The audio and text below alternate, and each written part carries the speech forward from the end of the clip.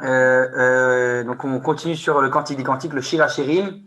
Donc, on avait parlé de l'amour de manière générale, que dans la Torah, dans l'absolu, il y a une valeur à l'amour véritable. D'ailleurs, c'est un peu une valeur de base du judaïsme. On avait parlé il y a 2 semaines de la valeur du fait que dans cet amour, justement, il y a une espèce de ce qu'on appelle en hébreu le fisfous, des pertes d'occasions, des occasions manquées. Ça veut dire que à plusieurs occasions dans l'histoire, il y a cette rencontre possible entre donc, le Créateur et les Béné Israël, donc la Neshama collective, l'âme collective du peuple d'Israël, donc ils sont comme le bien-aimé et la bien-aimée, et que ce rendez-vous est toujours manqué. On avait vu que principalement, ça venait du fait de la bien-aimée, c'est-à-dire la Knesset Israël, donc le peuple d'Israël, qui souvent manquait le rendez-vous. Et donc, c'est ce qu'on avait vu jusqu'à maintenant. Et on va approfondir donc pour montrer. On avait parlé donc de cette l'idée, on appelle ça l'idée nationale et l'idée divine, qui tout le temps se rencontrent et qui se ratent. Et c'est ça, en fait, toute l'histoire humaine vient pour aboutir à cette rencontre de manière pleine. Donc, c'est entre le divin, entre la divinité, l'idée, ce qu'on appelle l'idée divine, et l'idée nationale, donc la nation, le Knesset d'Israël. Et donc ça vient dans l'idée du chant des chants, le cantique des cantiques. Alors, on va continuer dans le texte, je vais partager le texte. Comme je dis, alors là, j'aimerais être beaucoup concentré sur le texte dans ces cours-là, puisque c'est un peu des idées compliquées, donc je préfère être très collé au texte. Donc, je vais vous partager le texte, voilà. Hop. Donc là, on est au point 12, pour ceux qui savent lire l'hébreu. Donc 12, on va parler de l'unité des valeurs. C'est une valeur qu'on en a parlé souvent dans nos cours. D'ailleurs, c'est un peu un des principes, on va dire, de base de toute la Torah du Rav Kook, de manière générale, du Rav Avraham Yitzhak Cohen Kook, qui vient dire l'unicité des valeurs. Et donc l'unicité des valeurs, c'est montrer que Dieu se dévoile dans tous les opposés. On avait parlé de la dialectique de la thèse, antithèse, synthèse. Dieu se dévoile à travers les opposants, les différents opposants, pour arriver à une certaine synthèse, qui est l'harmonie des valeurs. Et donc l'unité des valeurs, c'est ça. C'est montrer comment chaque valeur a sa place dans un espèce de grand pulse qui forme en fait cette harmonie générale entre toutes les valeurs. Alors, il y en a certains qui connaissent sûrement, pas de chez nous, mais cette valeur du yin et du yang, c'est un peu la même idée. Le yin et le yang qui sont a priori deux opposés, mais qui se complètent, qu'il n'y a pas l'un sans l'autre. Donc, c'est ça un peu toute l'histoire de la création. L'histoire de la création, c'est des opposés, de la multiplicité qui vient, on doit montrer l'unité des valeurs. Donc, on va faire la divinité, que ça. C'est toute l'histoire humaine, en fait, si on peut dire ainsi. Donc, ça, c'est ce que le Rav Kook veut essayer de montrer à travers son texte, le Mahamar Haïdot d'Israël. On dit que l'histoire vient dévoiler cette dialectique, cette histoire de thèse, antithèse, synthèse, pour arriver à ce qu'on appelle à la vérité absolue, le Hémet, mais on a dit le Hémet dans le sens de le divin, qui est donc infini. Parce qu'il y a c'est une avancée continuelle. Alors, donc on a dit, le problème, comme on l'a dit, puisque nous, on est du simple fait qu'on est, on n'est pas Akadosh Baruch Hu, donc on n'est pas Dieu, donc on n'est pas infini comme lui. Donc le simple fait que nous sommes des êtres, des créations, donc on est forcément fini. On est du domaine du fini, donc du limité, j'allais dire, oui, on est quelque part régulé. On a une limite, on a une certaine limite. Et donc cette certaine limite, comment c'est possible? C'est fait que nous, on puisse dévoiler l'unité divine alors, puisque nous ne sommes pas l'unité, nous ne sommes pas le tout, l'entité collective, donc le divin, qui lui se dévoile dans tout. Nous ne sommes qu'une partie. Chacun de nous est une partie. Donc comment nous pouvons dévoiler cette unité dans des valeurs? Et donc la question c'est, il n'y a que quand Akadosh Baruch Hu, a priori, il apparaît, que peut se dévoiler l'unité des valeurs. S'il n'y a pas d'Akadosh Baruch Hu, il n'y a pas d'unité des valeurs. A priori, ça c'est la question. Tchouva, réponse, au contraire. On dit quand il y a une unité de toutes les valeurs, en réalité, au contraire, alors c'est Akadosh Baruch Hu qui apparaît. C'est l'inverse. Ça veut dire que c'est entre guillemets, il faut avoir un travail, si on peut dire, de la création elle-même qui arrive à cette harmonie pour pouvoir dévoiler le divin, et pas l'inverse. C'est pas Dieu qui se dévoile que quand c'est pas lui qui vient se dévoiler quand il y a unité des valeurs. Ça veut dire que c'est nous qu'on doit arriver à dévoiler ce divin-là à travers notre travail ici-bas sur terre de créature. Pourquoi? Parce que, comme on l'a dit, qui der eretz kadma la Torah, un grand principe dans le judaïsme, qui est der eretz kadma Torah, ça veut dire, alors si je traduis le terme der eretz, littéralement, j'aurais dit la bonne conduite, si on peut dire, la morale, on peut dire, elle devance à la Torah. Donc la droiture, si on peut dire ainsi. Donc c'est dans un mirage. Alors là, regardez bien ce midrash qui est intéressant et on va approfondir un petit peu. Ce midrash nous dit qu'il y a un verset dans la Torah qui nous dit Naase Adam Betsalmenu Kidmutenu. La Torah dans le Bereshit nous dit qu'il y a le verset, il dit faisons un homme à notre image, qui nous ressemble, si on peut dire, si je peux traduire comme ça. Alors d'ailleurs, c'est pour ça que la critique biblique, entre autres, elle a, on va dire, pris le train, elle a pris l'occasion, on va dire, de ce verset pour critiquer la Torah, entre guillemets, pour dire regardez une preuve que la Torah n'est pas divine, parce qu'il dit nous faisons au pluriel. À qui Dieu parle quand il dit faisons l'homme à notre image, etc. etc. Donc il dit vous voyez bien, il y a une trace ici d'idolâtrie quelque part, il y a plusieurs dieux, je ne comprends pas. Dieu n'était pas tout seul. Ils sont attachés sur ce truc. Maintenant, les sages nous ont déjà donné la réponse à cette question, le fameux Naasé. Nous faisons un homme. Alors, il y a plusieurs réponses. Je ne rentre pas parce que ce n'est pas le sujet du cours. Mais oui, on fait au pluriel. Maintenant, la question, ce n'est pas ça. C'est le Midrash qui s'appuie sur ce verset. Là, il nous dit, regardez, il y a écrit Naasé Adam Betsalmenu Kidmutenu. Il dit, faisons un homme. Alors, on peut dire le Naasé, faisons, au futur, on peut le dire Naasé Adam Betsalmenu Kidmutenu. C'est-à-dire qu'on peut dire cet homme doit être fait, se fait de lui-même quelque part. C'est-à-dire quoi? Il dit quoi? Quand il veut créer l'homme, il demande aux anges en fait. Ça, le Midrash nous raconte sur ce verset. Il dit il a demandé aux anges. Qu'est-ce qui s'est passé? Le Midrash nous dit, il faut bien sûr essayer de comprendre l'idée qui est derrière ce Midrash, ce n'est pas au sens littéral, mais le Midrash nous dit que Dieu, avant de créer l'homme, c'est qui avec qui il s'est conseillé, c'est qui à ceux qui a dit venez on fait un homme. Il s'est conseillé avec les anges. Il était voir les différents anges. Et donc, c'est des anges particuliers que ce Midrash nous raconte. Ce n'est pas les fameux anges qu'on a l'habitude de reparler, qui sont Michael, Gabriel, etc. C'est des anges particuliers qui sont en fait les anges des différentes valeurs. Alors, le premier, il s'appelle Chesed, la bonté. Le deuxième, c'est Emet, la vérité. Le troisième, c'est Tzedek, la justice. Et le quatrième, c'est Shalom, la paix. Ces quatre anges-là, donc c'est leur nom apparemment d'après ce Midrash. Encore une fois, je dis, il faut comprendre la métaphore derrière ça. Il vient nous dire, ces quatre anges-là, Kadosh Baruch Hu, il s'est conseillé à ces valeurs-là, en fait, avant de créer l'homme. Et donc, il a demandé à chacun un par un, est-ce que j'ai intérêt à créer l'homme, oui ou non? Qu'est-ce que vous en pensez? Alors, un par un, ils ont donné leur réponse. Le Chesed, la bonté, il a dit, crée l'homme. Pourquoi? Parce qu'il va faire, ou Oseh Chassadim, parce qu'il va faire des bontés. L'homme, il va faire des bonnes actions. Donc l'homme, il est capable de faire des bonnes actions. Donc ça vaut le coup de créer l'homme pour qu'il fasse du Chesed, de la bonté dans l'univers. Donc il a dit, le Chesed, je suis d'accord, crée l'homme, la bonté. Le deuxième, il a dit, c'est la vérité, il a dit, ne le crée pas. Ne le crée pas. Pourquoi? Parce qu'il est plein de kzavim, il est plein de mensonges, d'hypocrisie, si on peut dire ainsi. L'homme, il est plein de mensonges. Alors ne crée pas, ça ne vaut pas le coup. Un homme, pour qu'il soit tout le temps dans le mensonge, ça ne vaut pas le coup de créer l'homme. Ne crée pas l'homme. Ça, c'est ce que dit la vérité. L'ange vérité, si on peut dire ainsi. Le troisième, c'est la justice. La justice, elle a dit, crée-le, crée-le. Pourquoi? Chez Osset Tzedakot. Parce que c'est lui qui va faire la justice. C'est lui qui va faire régner la justice sur terre, etc. etc. C'est un homme de justice, un homme juste, un homme droit, qui veut faire régner la justice sur terre. Donc, il a dit, crée l'homme, la justice. Et le quatrième, le shalom, la paix, il a dit, ne le crée pas. L'homme, il ne fait que des guerres tout le temps. Ce n'est pas un homme de paix. Ça ne vaut pas le coup de le créer, alors ne crée pas l'homme. C'est ça qu'elle a dit, la paix. Alors, ça, on peut dire, je dis dans mes mots à moi, mais c'est ce que le Midrash plus ou moins veut dire. Et ils nous dit maintenant, ils ont commencé, les anges, après ça, puisqu'on voit ces deux contre deux, à se disputer.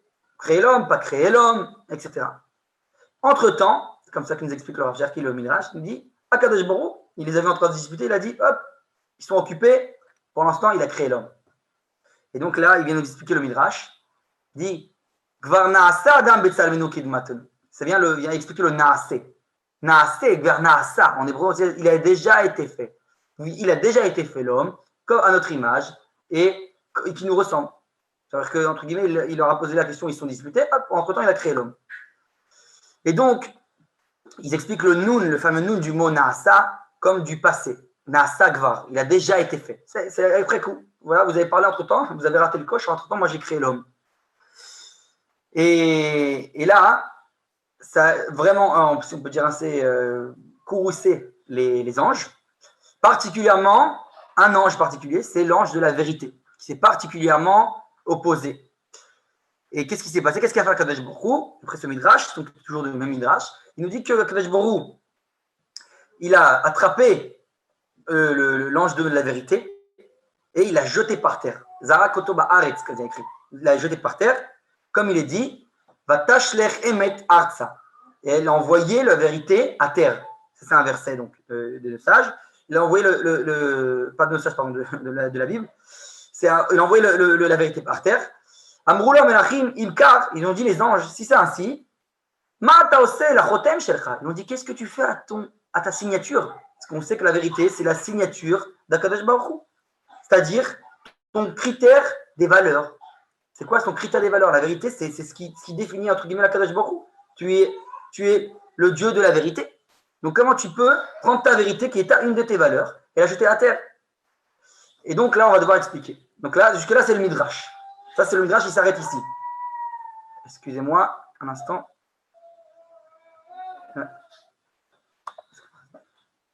Excusez-moi un instant. Ouais.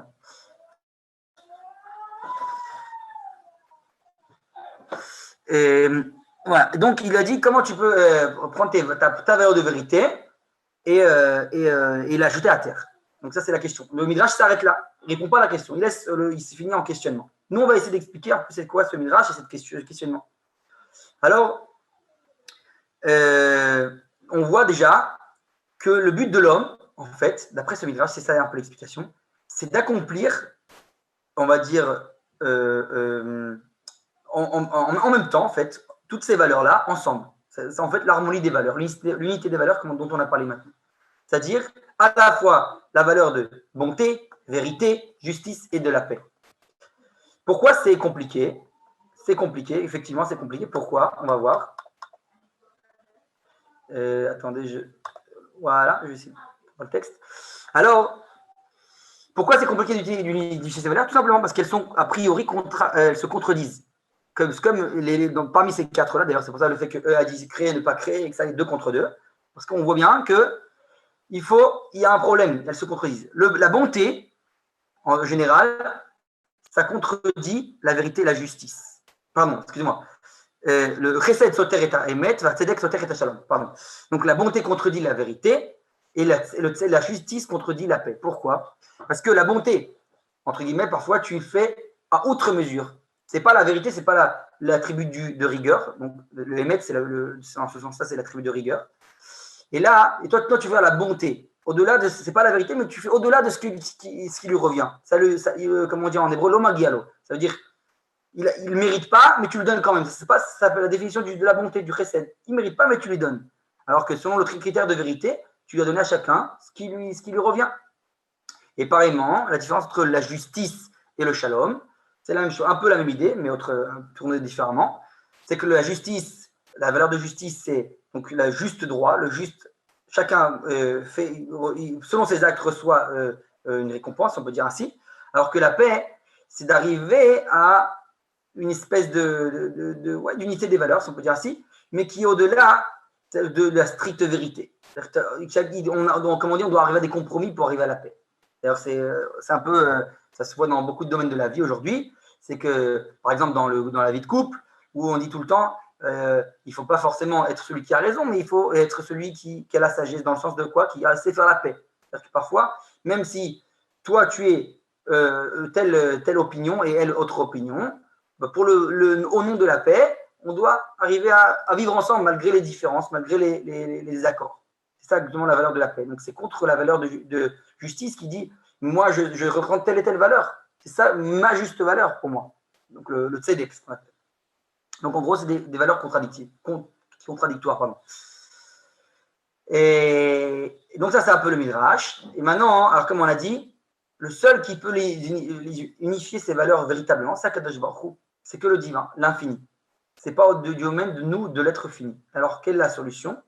Alors, c'est ça que revient le Midrash quand il dit le Midrash qu'il faut. Excusez-moi. Quelqu'un qui essaie de rentrer, j'essaie de. Comment je fais ça? Excusez-moi 2 secondes, je vais interrompre le texte pour pouvoir faire entrer les gens qui veulent entrer. Non. Hop. Là, 30. Et voilà. Voilà, c'est bon, je reprends le partage. Voilà. Donc, comme j'ai dit, en reprenant, donc je dis que Kakadosh Baruch que lui peut unifier les valeurs. Et c'est pour ça qu'on dit, d'ailleurs, on le dit presque tous les jours dans la tefila, on dit Ose Shalom Bimromav. C'est-à-dire que c'est lui qui fait la paix, Bimromav, si on peut dire dans les mondes supérieurs.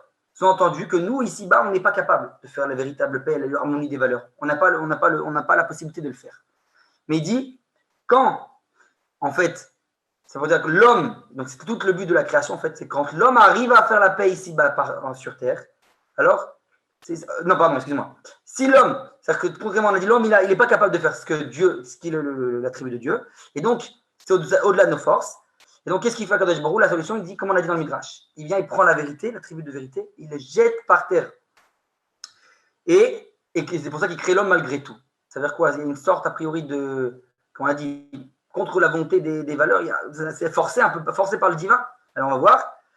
Ça veut dire que, comme je continue dans le texte, Im yesh bekoro shel hanivra le'ached et ha'arachim, kar kadosh baruch hu yitgale. Amar lahem she'en ma lidog, ki ta'ale emet min haaretz shenemar emet meretz yismach. Ça veut dire que quelque part, du fait qu'il jette la vérité ici-bas sur terre, la vérité finalement, au final, elle sortira de la terre. Ça, c'est un autre verset qui dit Emet meretz yismach. La vérité, elle va de la terre pousser, si on peut dire grandir, pousser.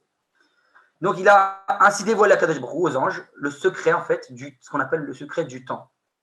Ça s'appelle la tzmicha. En hébreu, tzmicha, littéralement, ça veut dire une plante qui pousse, on dit tzmoach. On parle souvent dans la délivrance de Tzemach David Avdecha, le pouls de David, ton serviteur. Ok? Donc, attendez, c'est un problème ça. Ilana?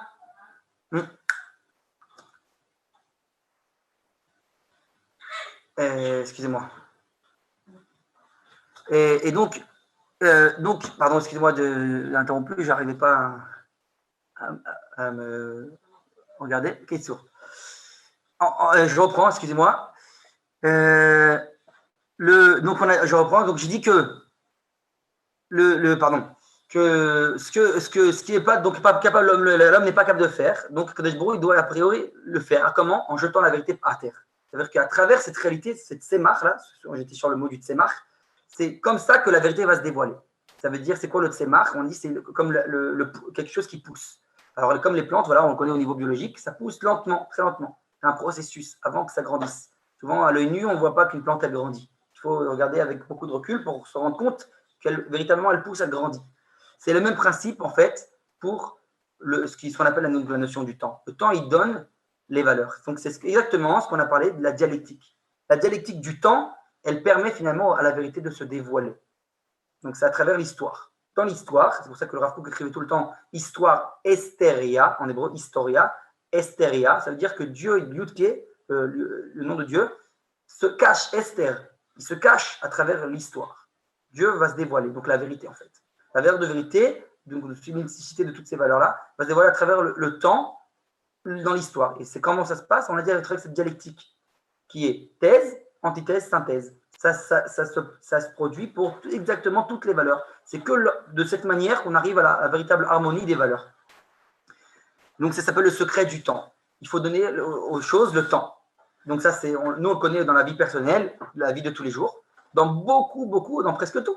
On voit ça au niveau de l'éducation des enfants, par exemple, que le secret du temps, combien il faut de patience, combien comprendre qu'au début, il est enfant, donc c'est on peut dire, le niveau enfantin, il y a beaucoup de manques, si on veut dire, des choses qui sont très limitées chez l'enfant, mais d'un autre côté, il y a aussi beaucoup de choses très pures et qu'il faut préserver. Et dès qu'on voit que la crise d'adolescence, il y a des choses, des fois, qui sont perdues de cette pureté de l'enfant. D'un autre côté, il grandit, il mûrit, etc., etc. Et donc, toute cette thèse, antithèse, et à la fin, on arrive à la synthèse, l'adulte, qui doit essayer de faire cette synthèse entre son enfance et son adolescence pour essayer de se parfaire, de trouver qui il est en tant que personne adulte. Donc ça, c'est un exemple. C'est un autre exemple dans beaucoup d'autres choses. Comme on dit, notre délivrance, comme ce que le Rav Kook le montre à beaucoup de reprises. La délivrance aussi est un processus. et qui se produit de cette manière, thèse, antithèse, synthèse. Alors, je vais donner quelques exemples que moi, je vois aujourd'hui. Par exemple, on peut dire le côté avant, la majorité du peuple d'Israël était religieux. Pendant 2000 ans d'exil, ensemble du peuple d'Israël, dans son ensemble, était religieux. Ceux qui ne l'étaient pas, c'était une minorité. C'était des gens, d'ailleurs, qui étaient très mal vus par l'ensemble du peuple quand ils, on va dire ce qu'on appelle ça, ils s'éloignaient de la religion, de la Torah. Alors que dans les dernières années, et depuis l'émancipation plus ou moins, il y a commencé un mouvement de ce qu'on appelle le chilonisme, dont on a parlé souvent dans nos cours précédents. Ça veut dire si on peut dire, on avait dit que c'est de s'attarder sur la matérialité, mais surtout sur l'émancipation, la culture, etc., tous les domaines de la vie, mais qui ne sont pas forcément la religion. Et donc ça, encore une fois, c'est la thèse et l'antithèse pour arriver à la synthèse, pour montrer comment quoi tout se dévoile, pour qu'on arrive à l'adulte qui doit mêler, que la matière et le spirituel ne se contredisent pas. C'est un autre exemple. Un autre exemple supplémentaire, c'est les mouvements qui sont aujourd'hui, par exemple, du féminisme, qui est l'antithèse, en fait, de la thèse qui était quoi 2000 ans, si on peut dire, d'une espèce de machisme primitif qu'il y avait, où la femme était très déconsidérée pendant 2000 ans dans l'histoire, que ce soit chez qui que ce soit, même dans le monde religieux et dans beaucoup de monde. Même si nos sources, a priori, ne parlaient pas de cette manière. Mais c'est comme ça que c'était pris par l'ensemble de l'humanité, parce que c'est comme ça que l'humanité était. Ne voyez pas de la valeur de la femme dans l'ensemble des cas. Je ne parle pas des exceptions.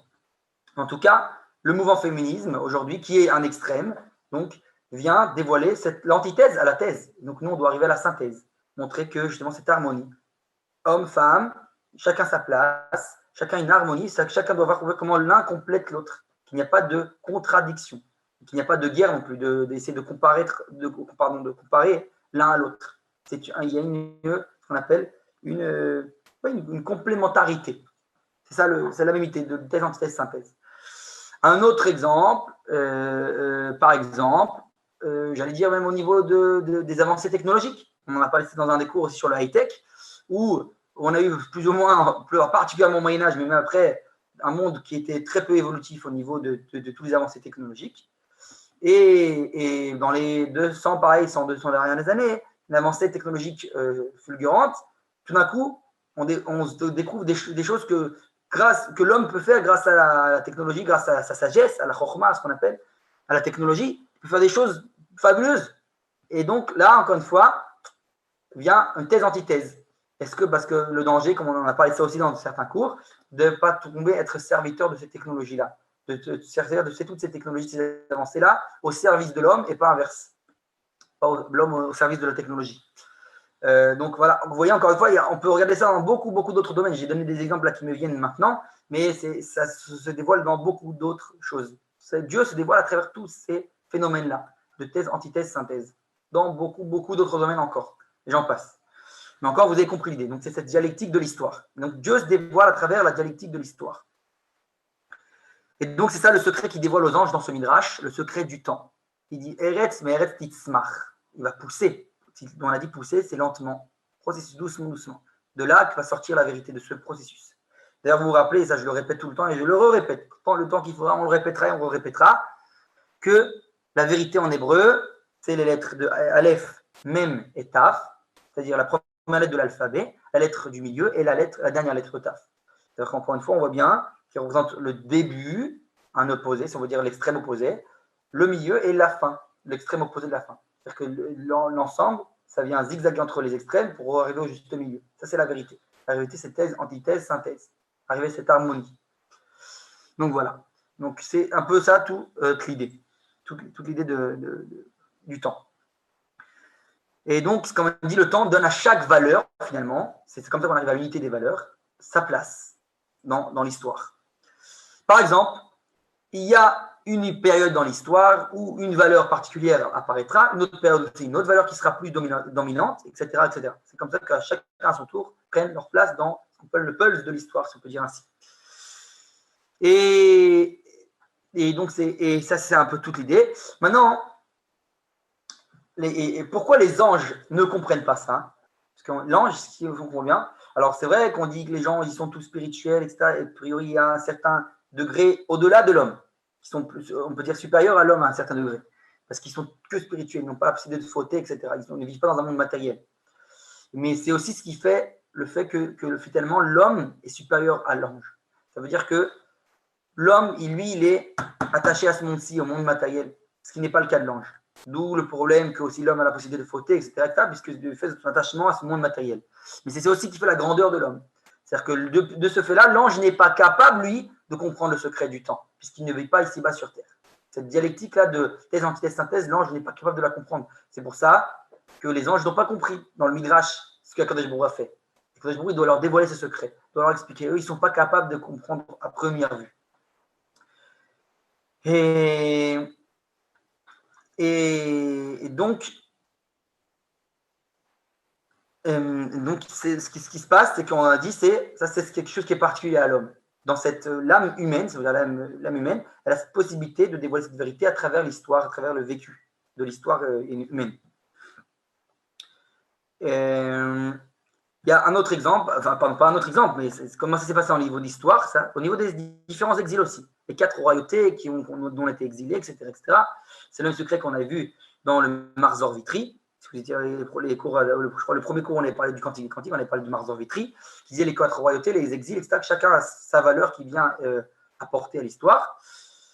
Et qu'à la fin, toutes ces valeurs vont s'unir.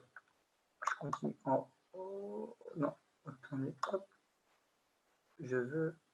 Ah, voilà. Maintenant, voilà. Alors, vous allez me dire, une question qui se pose maintenant, c'est est-ce que. Vous vous rappelez qu'on avait parlé dans le Cantique d'Ansa, je rappelle que c'est il y a 2 semaines maintenant, il faut essayer de renouveler ce dont on a parlé. On avait parlé de cette causalité-là, la sibatiout en hébreu, ce qu'on appelle, la causalité dans laquelle Dieu se dévoile, qui causalité après le déterminisme. C'est-à-dire que Dieu se dévoile a priori après un déterminisme, a priori qui comme une espèce de loi de la nature, où tout est prédéterminé. Et Dieu, au lieu de diriger, entre guillemets, de se dévoiler par les miracles, on va dire, surnaturels qui défient les règles du naturel, qu'est-ce qu'il fait? Au contraire, il se dévoile dans le déterminisme, caché dans les lois de la nature. Et vous allez me dire, alors, mais pourquoi faire ça? Quel intérêt Kadosh Baruch Hu a de se cacher quelque part derrière le déterminisme, derrière les lois de la nature, derrière l'histoire?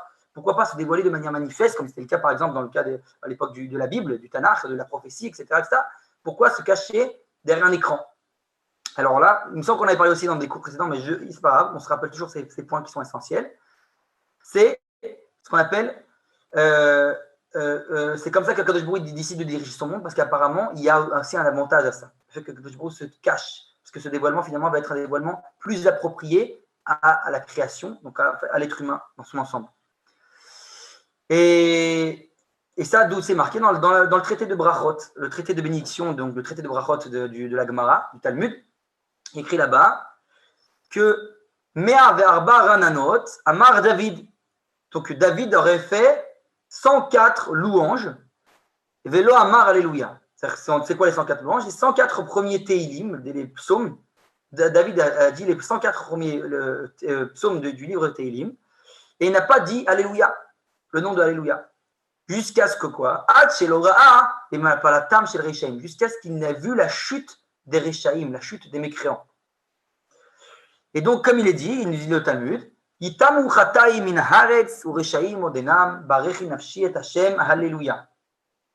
donc il nous dit, le Talmud, comme c'est dit dans le verset, termineront les fautes, seront effacées les fautes de la terre, et les mécréants ne seront plus.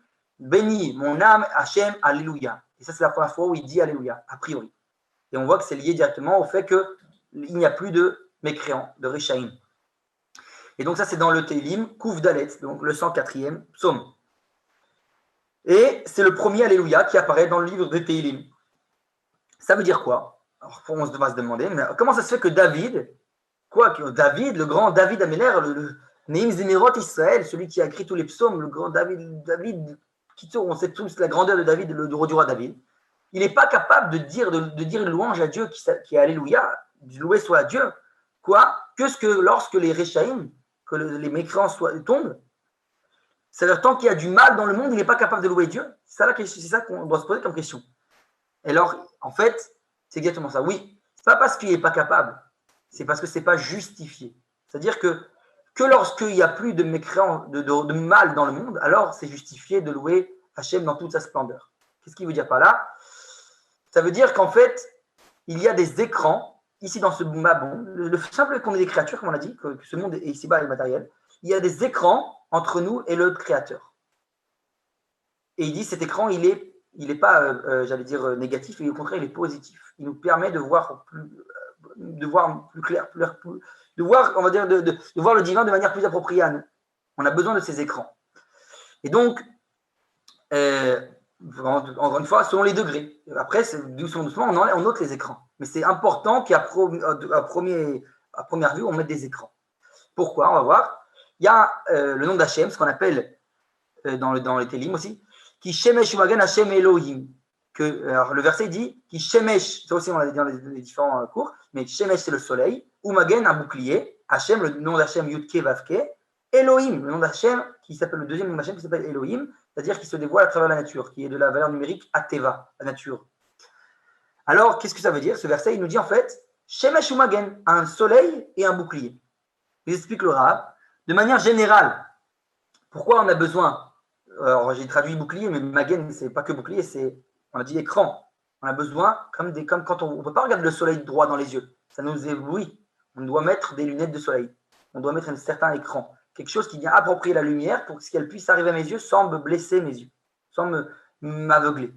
C'est exactement la même idée. Il dit voilà, vous voyez, Shemesh, il est juste apposé au nom d'Hachem, Yudke Vavke. Alors que Magen, le bouclier, il est juste apposé au nom d'Hachem, Elohim, celui qui se dévoile dans la nature, dans le déterminisme. Donc, on voit deux dévoilements divins différents.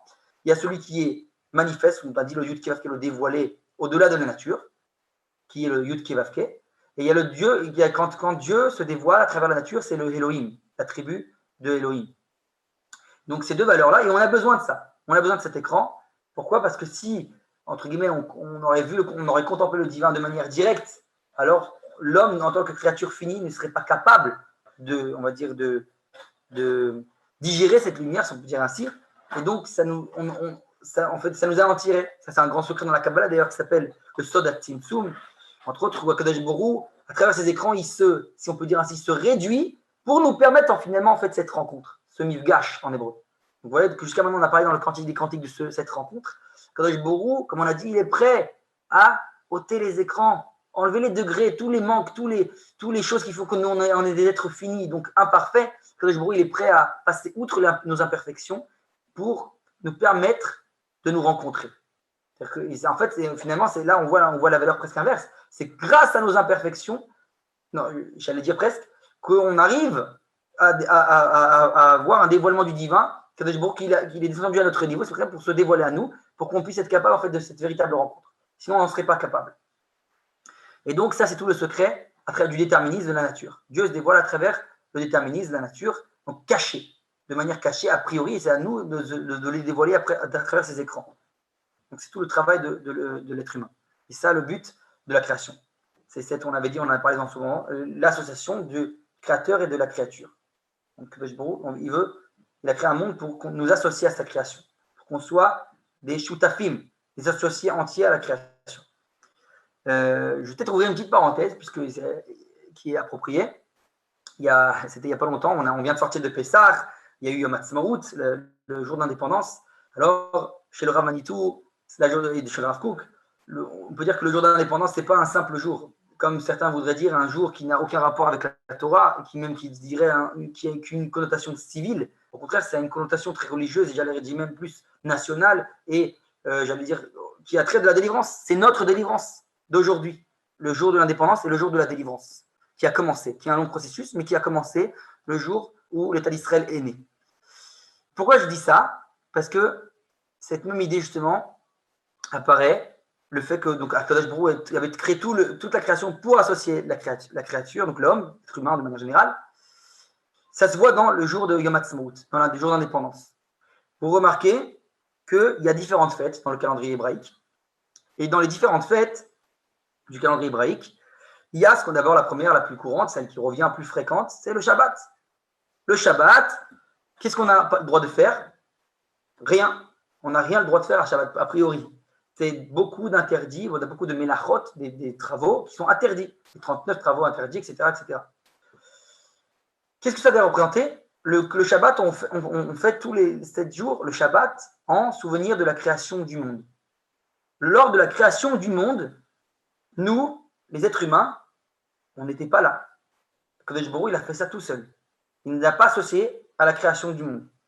Donc, comment ça va se représenter quand nous, on va fêter le Shabbat? À travers le fait que nous, on va être complètement passifs. On ne doit faire aucun travaux. On ne doit pas être actif dans le monde là, ce n'est pas le domaine. Shabbat, tu sors du monde de l'actif parce que toi, le jour de la création, tu n'étais pas associé. Donc, tu vas te souvenir ça à travers tous les Shabbats, tous les 7 jours, du fait que tu deviens passif complètement. Ça, c'est la valeur du Shabbat. Ensuite vient les 3 fêtes, ce qu'on appelle les Shalosh Regalim, Pessah, Sukkot et Shavuot. On peut dire quelque part que Rosh Hashanah et Kippour aussi sont liés à ça. C'est les Yom Tov de manière générale. Ils sont liés à la sortie d'Égypte. La première délivrance, on peut dire ainsi. Première délivrance de la sortie d'Égypte, du premier exil de l'Égypte. À la sortie d'Égypte, qu'est-ce qu'on a fait, nous, le peuple d'Israël? La sortie d'Égypte, on a été un petit peu associés. C'est Akadosh Baruch Hu qui a fait tout le travail, mais nous, on a un petit peu été associés. Pourquoi? Akadosh Baruch Hu nous a envoyé tous les miracles. Il s'est battu contre les Égyptiens, il a ouvert la mer, il a fait les miracles, la manne, le puits de Myriam, etc., etc. J'en passe et j'en passe et j'en passe. Tous les miracles qu'on connaît de la sortie d'Égypte. Mais qu'est-ce que nous, on a fait? On est sorti à pied d'Égypte. Donc, on a marché. C'est un minimum, on a fait un petit peu. Si, en termes, on va dire, statistiques, pas statistiques, pardon, pourcentage, on a fait 10%, il a fait 90%. Alors, comment on va commémorer ça dans chaque jour des fêtes? Le Yom Tov. Le Yom Tov, tous les travaux sont presque interdits comme Shabbat, sauf ce qu'on appelle Ochel Nefesh, c'est-à-dire tout ce qui attribue à la cuisson, la nourriture. À travers cette melacha qui nous est permis, on se rappelle les 10% où on était associés. Voilà, on a le droit de prendre un petit peu part dans le monde actif à travers les Ochel Nefesh, la malacha de Ochel Nefesh qui sont autorisés pour la cuisson, etc., pour le bien de Yom Tov. Ça, c'est représenté par tous les Yom Tov, donc le Pessah, Sukkot, Shavuot, etc., où on a un petit peu associé à la sortie d'Égypte. Donc, ok, ça c'est le 2e degré. Maintenant, on a le 3e degré. C'est la fête, a priori, de Hanouka. À Hanouka, qu'est-ce qui s'est passé?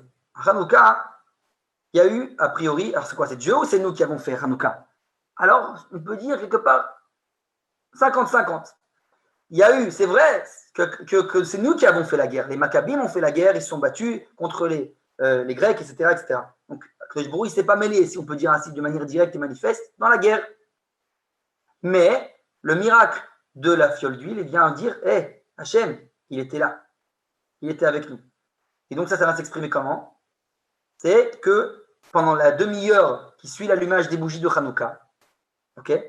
Donc la demi-heure de les bougies de Hanouka, c'est interdit pour les femmes, qui eux étaient exemptés de la guerre à l'époque, de faire des mélachas, de faire un travail, interdit, de faire certains travaux. Donc la demi-heure qui suit l'allumage des bougies, la femme doit s'abstenir de tout travail actif. Donc à travers ce Hanouka-là, on vient exprimer la même idée, que Hanouka, on a fait beaucoup. Akadosh Baruch Hu, il était là, il a montré que moi aussi j'étais derrière vous, à travers l'allumage des bougies, le miracle de la fiole d'huile, etc., etc. Donc ça c'est Hanouka. Association, mais on voit que un coup c'est que l'homme, un coup c'est que Dieu, c'est pas très clair. Purim, un petit peu la même idée. Purim, c'est encore plus caché. Purim, comme on dit, c'est dans la Megillah, il n'est pas mentionné une seule fois le nom de Dieu. Et pourtant, on sait tous que c'est, si on peut dire, le fil qui tire la marionnette, c'est que Akadosh Baruch Hu. Sauf que ce n'est pas de manière manifeste. À Purim, on voit que tous les phénomènes, on va dire, c'est exactement à ce moment-là, et exactement à ce moment-là, que toute cette succession de coïncidences, si on peut dire ainsi, on voit bien qu'il y a la main de Dieu derrière, mais qui est cachée. Donc, Purim, on a le droit à faire tous les travaux, on est actif complètement, sauf, c'est écrit chez nos sages, 2 mélachot, qui sont 2 interdits et travaux, c'est de planter des arbres et de construire des maisons, qui sont interdits à Purim. Mais a priori, à part ça, tout le reste nous est permis, pour nous dire, comme pour exprimer, Kadosh Baruch Hu se cache derrière ce phénomène de Purim, mais ce n'était pas de manière manifeste. A priori, c'est que l'homme qui a fait. Voilà, on a dit, finalement, ils se sont battus pour anéantir ceux qui voulaient les anéantir, les Juifs. Il y a Esther et Mordechai qui ont tout fait, qui ont fait toutes on va dire la politique qu'il y avait derrière tout ça, la takana de jeûner pour Pessah, etc.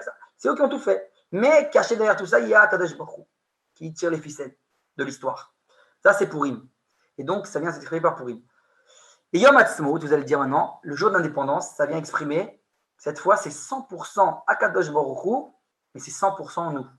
Ça veut dire que cette fois, c'est ça tout le but de la création. Une association complète entre le créateur et la création. C'est tout le but. Akadosh Baruch Hu a créé ce monde pour nous associer, pour qu'on soit complètement avec lui dans l'histoire. Et c'est ce qui s'est passé à Yom Ha'atzmaut. Et d'ailleurs, c'est ça qui a fait, si on peut dire, j'allais dire presque le manque de Emouna des religieux et des non-religieux, que certains disent, chez les non-religieux, ils disent, mais c'est pas Dieu qui a fait l'indépendance, c'est nous, et les soldats du Palmar, etc., qui se sont battus le jour de l'indépendance. Et les religieux de dire la même chose, mais inversement, ils disent, oui, c'est pas Dieu qui a fait l'indépendance, c'est eux qui ont fait, c'est renégat là, donc c'est pas la main de Dieu, c'est eux. Ils ont créé leur état d'eux-mêmes. C'est pas du Dieu, ils ne voulaient pas ça. Alors, on vient dire, encore une fois, l'harmonie. Montrer que c'est au contraire, c'est tout le but de la création. C'est 100% nous, les soldats du Palmar, etc. C'est 100% Kadosh Baruch Hu à travers nous. C'est-à-dire qu'il s'est associé complètement à nous. Et c'est ça que ça vient s'exprimer à travers Yom Ha'atzmaut, qui est un jour où aucune melacha, aucun travail n'est interdit. On est complètement autorisé à être complètement actif dans le monde réel, ici-bas, puisque à ce jour-là, nous étions complètement associés 100% à Kadosh Baruch Hu. À travers le déterminisme, à travers la nature, nos guerres, notre combat, Kadosh Baruch Hu a dévoilé sa providence. Donc ça, c'est le grand secret de Yom Ha'atzmaut. Et pourquoi je disais que c'était il n'y a pas très très longtemps, et surtout parce que je dis que c'est ça tout le but de la création. Encore une fois, d'associer la créature à la création. Le créateur veut cette rencontre, cette association. Il veut être ensemble. Il veut qu'on crée le monde ensemble. C'est tout le but de la création. Et ça vient s'exprimer particulièrement, ça on l'avait dit aussi plusieurs fois, par le fait, et c'est ça la racine du juif, en hébreu, Yehudi, le juif, ça vient de Oda'a, dire merci, louer, dire merci, mais reconnaître. Et donc, c'est reconnaître que oui, c'est 100% moi, et c'est 100% lui. Donc, c'est ça, le Yehudi, le juif, il doit comprendre cette association-là, comprendre qu'on est ensemble. Et donc, ça vient s'exprimer à travers le fait qu'on dit le Hallel le jour de Yom Ha'atzmaut, qu'on dit la louange, qu'on vient dire merci Hachem de cette Yom Ha'atzmaut. C'est-à-dire que c'est vrai que c'est nous qui nous sommes battus, mais avec Kadosh Baruch Hu derrière nous. Et donc ça, c'est la louange, c'est de reconnaître. Comme il dit le Rav Sharki souvent, il dit dire merci, si on peut dire, c'est déjà la première. On va commencer comme ça. La faute du premier homme, Adam Arishon, c'était ça, de n'avoir pas su dire merci. Lorsque on lui a dit tu as fauté, pourquoi tu as mangé de l'arbre? Il a dit mais c'est pas moi, la femme que tu m'as donnée, c'est elle qui m'a fait fauter. Mais là, les sages disent kan kafar ba'ikar. Il a tout renié. Pourquoi tout renier? La base de tout. Dire merci, la femme que Kadosh Baruch Hu t'a donnée en cadeau, toi tu viens accuser le fait qu'il t'a donné en cadeau, dire c'est ta faute, c'est toi qui m'as donné une femme. C'est le plus ingrat qu'il puisse être, pardon. Donc, c'est tout le but de la création, savoir dire merci, savoir reconnaître les bontés. Et donc ça, là, c'est être associé. Et donc, il dit, pour ça qu'il dit, d'ailleurs, on voit que le merci dans le judaïsme, c'est la base de tout. Cette notion de modé, elle revient dans presque tout. Le modé Ani du Boker, du matin, on se réveille, on dit modé Ani, merci. On va dans le Birkat Amazon, dans la bénédiction après le repas, on dit Nodé Lecha, nous te remercions. Dans la Hamida, le texte de la Hamida, on dit Modim Anachnular, nous te remercions. Ou encore, j'en passe, mais c'est énormément cette notion de merci, merci. Et puis on l'a dit, le simple fait qu'on s'appelle les Yehudi, de la Shon Oda, c'est dire merci. C'est la racine du juif. Donc reconnaître, d'être en association avec le Créateur. Et ça, comme il dit justement, là je reviens à la phrase du départ, le Rachar qui dit souvent, dire merci, si on peut dire ainsi, c'est la seule chose que nous, en tant que créature, on peut faire, mais que Kadosh Baruch Hu ne peut pas faire. Parce que lui, il est le Créateur. À qui il dit dire merci? C'est lui qui a tout fait, si on peut dire ainsi. Nous, là, à travers notre merci, on est associés. On dit, c'est vrai, on est avec toi. À travers nous, tu agis, mais nous, on agit. C'est ensemble, comme on dit, 100% nous, 100% lui. C'est tout le but de la création. C'est l'association. Voilà, j'ai fait ma grande parenthèse, qui est importante et qui est d'ailleurs très liée aux événements des fêtes, des dernières fêtes. Mais il faut bien, on va dire, digérer ces valeurs-là. La valeur du merci, qui est la base de tout le judaïsme. Et donc, pour conclure ce que j'ai dit tout à l'heure, je dis qu'en fait, c'est un cadeau que nous a fait Dieu, qui nous a donné ces écrans-là.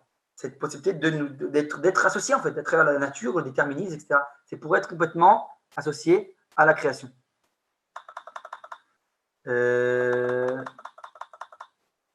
avant que, j'allais dire, est-ce qu'il y a des questions? Est-ce qu'il y a des questions? Vous envoyez vos micros, ceux qui veulent des questions. Pas de questions? C'est pas de questions, je continue. Maintenant, pour les 10 minutes qui nous restent, on va essayer de continuer dans le Cantique des Cantiques. On va, à partir du 3e chapitre du Shir HaShirim, donc du Cantique des Cantiques, et jusqu'à la suite de la fin, en fait, ça s'appelle le livre de l'histoire. Et ça, c'est la même chose, parallèlement à ça, dans le livre, dans le texte du Rav Kook, on avait dit qu'il y a en parallélisme avec ce texte du Rav Kook, la même chose. Il y a au début, les 2 premiers chapitres sont, on va dire, la théorie, comment l'histoire doit se dérouler dans la théorie, cette histoire d'amour entre, on avait dit, l'idée nationale et l'idée divine. Maintenant, on va rentrer dans les détails, comment ça se réalise à travers l'histoire. Ça, c'est l'histoire de notre vie, si on peut dire ainsi. Et ben ça va être à partir du 3e chapitre. Parallèlement à ça, dans le texte du Rav Kook, à partir du 3e pardon, comment dire en français? Paragraphe, on dit, je crois. Non, pas paragraphe. En tout cas, à partir d'un moment dans le texte, il commence à parler maintenant on rentre dans les détails de l'histoire. Je crois que c'est le 3e chapitre. Et donc, on va voir ça. On va voir que donc, comme je viens de dire, le parallélisme qu'il y a, il est flagrant d'ailleurs, entre ce texte du Rav Kook et le Cantique des Cantiques. Et maintenant, on rentre dans les détails de l'histoire, donc on commence. Et donc là, on commence par les descriptions des différentes, on va dire, souffrances qu'a subi le peuple d'Israël depuis le départ, quand on était dans le désert, de la génération du désert, donc dans les 40 ans dans le désert, 40 ans dans le désert, jusqu'à l'époque du roi Salomon. C'est le 3e chapitre. Alors regardez les versets. Al mishkevi balelot, donc sur ma couche, si on peut dire en français comme ça, lors des nuits, bikashti et she'ava nafshi, j'ai demandé ce que mon âme, on va dire, cherche tellement. Bikashti velo metzativ, je l'ai demandé et je ne l'ai pas trouvé. Alors on répond, Mazé alelot, c'est quoi les nuits là? Donc il parle dans le verset, les nuits. Alors il dit, le désert c'est les nuits. Le fait qu'on est dans le désert c'est la nuit. Pourquoi? Alors, c'est parce qu'on ne peut pas encore entrer dans l'état d'Israël. Tant qu'on ne peut pas rentrer en Israël, il y a cette valeur de la nuit. Okay, cette prina de ce qu'on peut dire, cette valeur de la nuit. Et c'est en fait quoi? Ça s'appelle la galoute, l'exil. Quand on n'est pas à la maison, quand on n'est pas en terre d'Israël, on est encore en exil. Okay, donc ça s'appelle la nuit. D'ailleurs, à plusieurs reprises dans le Talmud, etc., l'exil est comparé à la nuit, alors que la délivrance est comparée au jour. Et donc à ce moment-là, les 40 ans dans le désert, c'est comparé à la nuit. Akumana asoveva bahir, lève-toi s'il te plaît, et que je puisse tourner dans la ville. Bashvakim barichovot, je vais me lever donc dans les marchés, dans les rues. Avaksha et Chavanashi, encore une fois, je vais demander celle que mon âme réclame. Bikashti velomatati, je l'ai demandé et je ne l'ai point trouvé. Et donc ça, c'est la première fois qu'on a tenté de sortir du désert, de cette nuit. On a cherché l'amour, on ne l'a pas trouvé. Il y a eu une première tentative, c'est ce qu'on appelle, alors là, pour traduire, c'est Bamassé Amapilim, il y a eu une génération qui était dans le désert, qui ont voulu dévancer la délivrance, on peut dire ainsi. On dit, allez, on ne doit pas rester 40 ans dans le désert, venez, on essaie de rentrer dans la terre d'Israël. C'est quoi alors, si je remets dans les contextes historiques, il y a eu la faute des explorateurs, qui nous a décrété qu'on allait maintenant, toute la génération du désert, périr dans le désert et tourner pendant 40 ans dans le désert. Et a priori, à ce moment précis, maintenant c'est trop tard. Il faut réparer, donc c'est plus possible de rentrer en terre d'Israël tout de suite. Alors que c'était prévu dans le plan initial, maintenant, 40 ans, on va tourner. Et là, il y a certains qui ont cru comprendre, au contraire, quand je nous teste, il a vu qu'on n'a pas voulu à cause des exploiteurs monter en Israël. Donc le tikkun, la réparation de cette faute, c'est de montrer notre amour d'Israël, de monter malgré tout. Donc ils ont voulu avancer la délivrance. Et pourtant, au contraire, c'était une faute. À ce moment-là, c'est une faute. Ça veut dire que lorsque l'histoire, Akadosh Baruch Hu nous dévoile à travers l'histoire, nous donne des allusions, nous montre qu'il est venu le temps de l'exil. Maintenant, il y a un tikkun à faire à travers l'exil, donc une réparation à faire à travers l'exil. C'est plus le moment de la délivrance. C'est-à-dire qu'il y a une heure à tout. Une heure à la nuit, une heure au jour. Maintenant, c'est un temps de nuit, il faut être dans le temps de nuit. C'est les 40 ans du désert. Et ok, maintenant, donc ça c'est l'exil, c'est la nuit. Metsaouni Ashomrim Asovim Bahir m'ont trouvé les gardiens, ceux qui tournent dans la ville. Et Sheavanashi Reitem. Alors on dit, est-ce que vous avez vu celle que je réclame? Est-ce que vous avez vu? Vem lonatnoula. Ils n'ont pas donné. Les gardiens de la ville n'ont pas donné. C'est quoi? Kimat avarti même, puisque presque j'ai passé, j'ai avancé, j'ai continué. Achematsati et chava nashish. Presque je suis passé, ma vie a été perdue jusqu'à ce que j'ai trouvé l'amour que je réclame. Rasti velo arpenu. Je l'ai tenu et je n'ai pas lâché. Hacheveti vel betini, jusqu'à ce que je l'ai amené à la maison de ma mère. Je traduis littéralement, mais on va voir les choses. Vel cheder orati, jusqu'à la chambre de mes parents. Et donc ça, nous explique, c'est le Mishkan, c'est le temps du tabernacle, encore une fois. C'est-à-dire que cette fois, on a eu une période dans l'histoire où oui, on a un amour, il y a eu une période oui, de rencontre entre le divin, l'idée divine et l'idée nationale. C'était la période où il y a eu le Mishkan, où il y a le tabernacle. Mais malgré tout, qu'est-ce qui se passe? On voit que c'est pas complètement. Ishbati etrem benot Yerushalayim, je vous ai fait sermenter, filles de Jérusalem, mitzvaot ogealot asadeh. Alors, on va voir que Tzvaot, c'est donc alors littéralement, c'est les Tzvi, c'est la brebis, je crois, qu'on traduit comme ça, brebis. Tzvi. Et Ayelot, c'est le bélier. Et Aï, donc les béliers des champs. Im taeru ve im toreru, si vous réveillez, si vous réveillez avant l'heure, ça peut dire ainsi, et ava chitirpas, ne réveillez pas l'amour avant qu'il ne soit venu l'heure. Et donc, on voit un serment là. C'est quoi ce serment? Sakadosh Baruch Hu, il jure, si on peut dire ainsi. Oh, pardon. Sakadosh Baruch Hu jure qu'il ne va pas nous faire rentrer en terre d'Israël, comme j'ai dit, il est l'heure de l'exil maintenant. Il ne nous fera pas rentrer en terre d'Israël jusqu'à ce que meure toute la génération du désert. C'est ça ce qui est allusionné dans ces versets-là. Il y a un serment. Non, j'ai juré, ça y est, vous avez fauté dans la faute des exaltateurs, je ne vous ferai pas rentrer jusqu'à ce que se termine le décret des 40 ans dans le désert. Toute cette génération doit périr dans le désert. Est-ce que lorsque elle périra, que leurs enfants, la génération prochaine, rentrera, oui, elle, en terre d'Israël. Donc, entre moi, il y a un décret, ce qu'on appelle le décret de l'exil, de la nuit. Donc, c'est un serment que Kadosh Baruch Hu fait.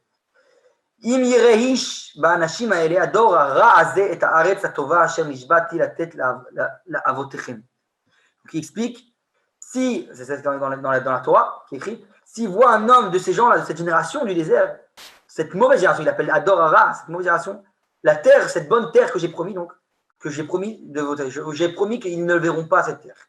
Ils périront tous dans le désert. Ça, c'est le fameux décret de l'exil. Je pense qu'au niveau du temps, on est limité. Il ne reste que 3 minutes, donc on n'aura pas le temps de continuer de partir sur une nouvelle idée. Les attachés, on continuera la semaine prochaine. Est-ce qu'il y a des questions pour conclure? Est-ce qu'il y a certaines questions? Est-ce que vous avez compris l'idée? C'est ce que je fais, si tu veux, on continuera. Encore une fois, on suit le parcours. Est-ce qu'il y a des questions? Pas de questions? Alors, je vous souhaite à tous une très bonne semaine. Et voilà, c'est bon. Merci. Kol hakavod. Notre routine des cours, Baruch Hashem, des cours hebdomadaires. On espère qu'il n'y aura pas d'autres problèmes comme il y a eu précédemment. Et voilà. Et j'espère tous vous voir la semaine prochaine, même heure. Encore plus nombreux si Dieu veut. Et voilà, je vous tiens au courant par le groupe WhatsApp. Merci à tous. Merci. Kol hakavod.